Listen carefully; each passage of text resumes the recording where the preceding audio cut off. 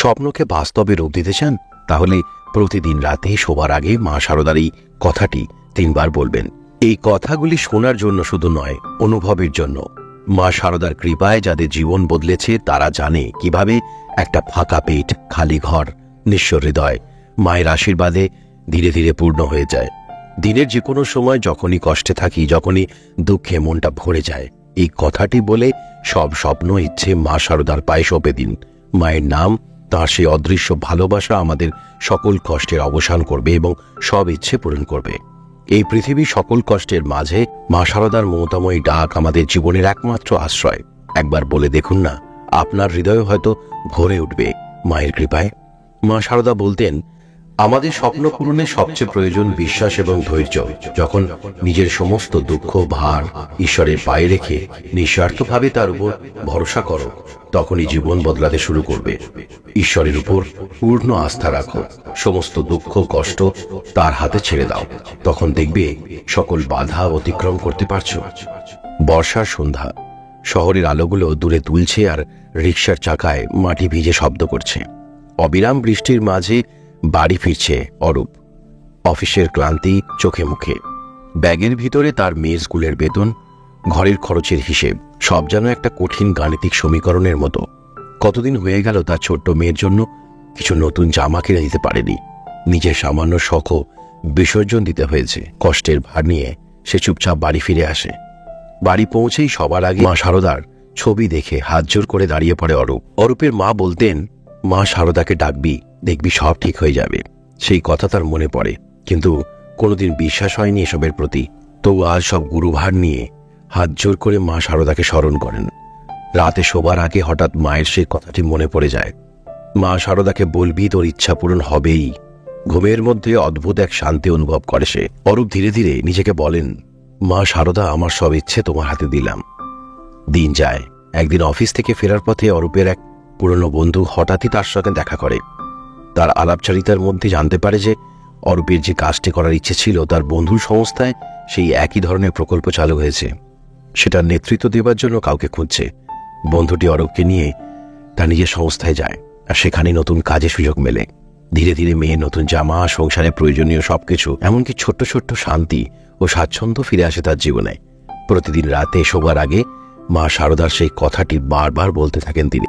মা শারদা আমাদের শেখান যে সত্যিকার সমর্পণ ও বিশ্বাস নিয়ে তার কাছে প্রার্থনা করলে তিনি আমাদের জীবনকে পরিবর্তন করতে সাহায্য করেন এবং আমাদের স্বপ্নগুলোকে বাস্তবে রূপ দিতে শুরু করেন।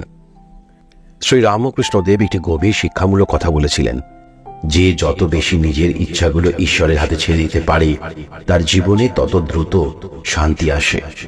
আমাদের ইচ্ছাগুলো যদি ঈশ্বরের হাতে সঁপে দিই, তবে তাতে আমাদের অন্তরের এক ধরনের স্থিতি এবং মুক্তির অনুভূতি আসে, যা আমাদের স্বপ্ন পূরণের পথে সাহায্য করে।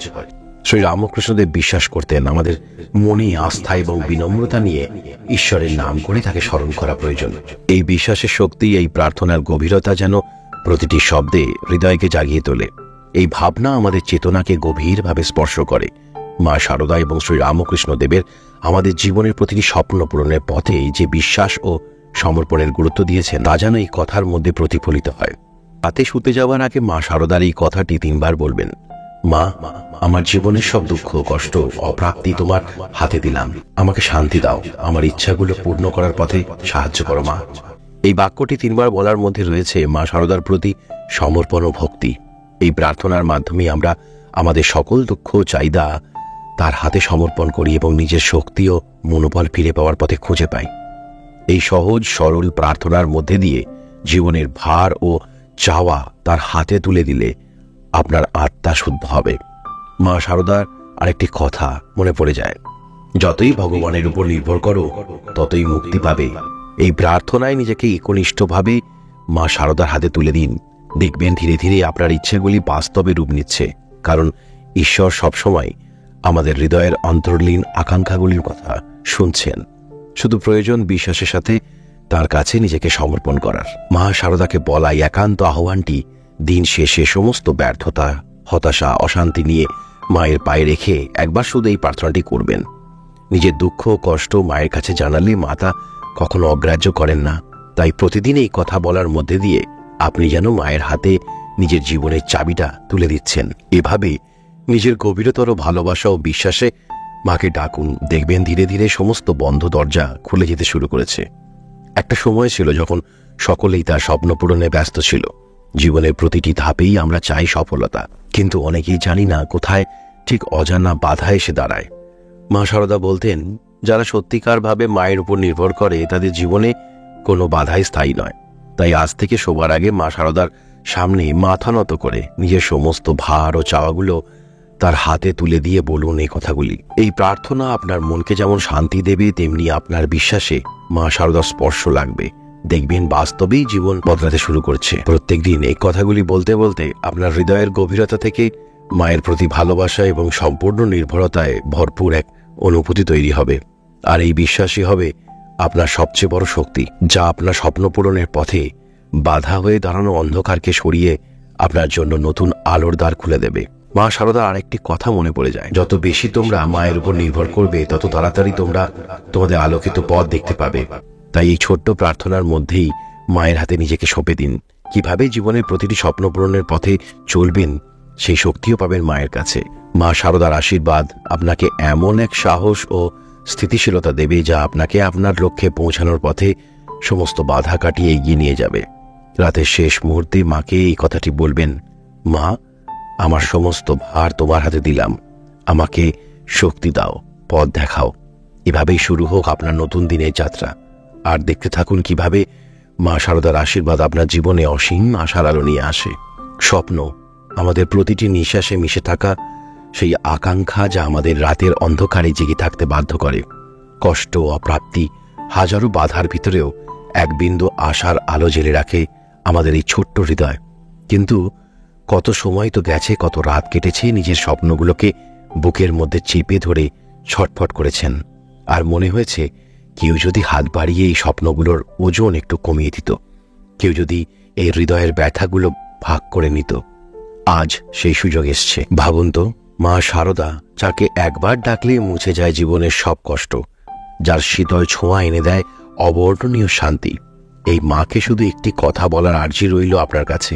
প্রতিদিন রাতে শেষে যখন গোটা পৃথিবী গভীর ঘুমে আচ্ছন্ন, আপনি মায়ের কাছে শুধু এই কথাগুলি বলবেন। বিশ্বাস রাখুন, মা সারদার কৃপায় সেই প্রার্থনার মধ্যেই লুকিয়ে আছে আপনার স্বপ্নের চাবিকাঠি। শুধু 3 বার বলবেন, আস্তে আস্তে, অন্তর থেকে, কারণ মা সারদা ঠিক শুনছেন। আপনার কথা শুনে তিনি আপনার পাশে থাকবেন। আপনার স্বপ্নকে বাস্তবে রূপ দেওয়ার জন্য মেলে ধরবেন নিজের অসীম করুণা। আজ থেকে প্রতিদিন এই একটিমাত্র প্রার্থনাই আপনার জীবনের মোড় ঘুরিয়ে দিতে পারে। কষ্টগুলো ধুয়ে মুছে নিয়ে আসতে পারে এক নতুন প্রভাত, এক নতুন জীবনের প্রতিশ্রুতি। মা সারদা বলতেন, শুধু মনে রেখো, তোমার বিশ্বাসই তোমার পথের আলোর দিশা। তুমি যেখানেই যাই করো না কেন, মনোভাব যদি স্থির হয়, পথ তো তোমার সামনে খুলেই যাবে।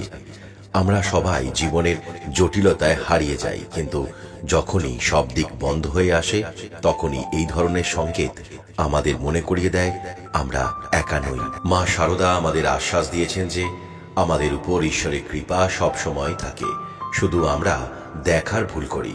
কতদিন কত প্রার্থনা করেও মন শান্তি পায়নি, নয়তো জীবনের দিক খুঁজে পাওয়া যায়নি। কোথাও যেন থেমে যাওয়া রোদ, কোথাও মেঘে ঢাকা চাঁদ। কিন্তু আজ যে তুমি এই ভিডিওটি দেখতে বসছো, সেটাই তো এক অদ্ভুত সংকেত। রামকৃষ্ণদেব বলতেন, মন যদি পরিষ্কার হয়, ঈশ্বর তার কৃপা ঢেলে দেন। তবে কেন এত মায়ার খেলা, কেন এত মনের জটিলতা? মা সারদা বলতেন, তুই সাহস করে এক পা বাড়া, বাকি পথ তো আমি দেখব। ইচ্ছে পূরণ মন্ত্র, সব পূরণের সেই মন্ত্র, যা আপনাকে মহাবিশ্বের সঙ্গে সঙ্গতি রেখে আপনার লক্ষ্যের দিকে নিয়ে যায়। ওম নমঃ ভগবতে রুদ্রায়। যা কিছু সব আছে তার ঠাই এ জগতে, তবে কি যা ইচ্ছে করি তাই মিলবে ভকতে?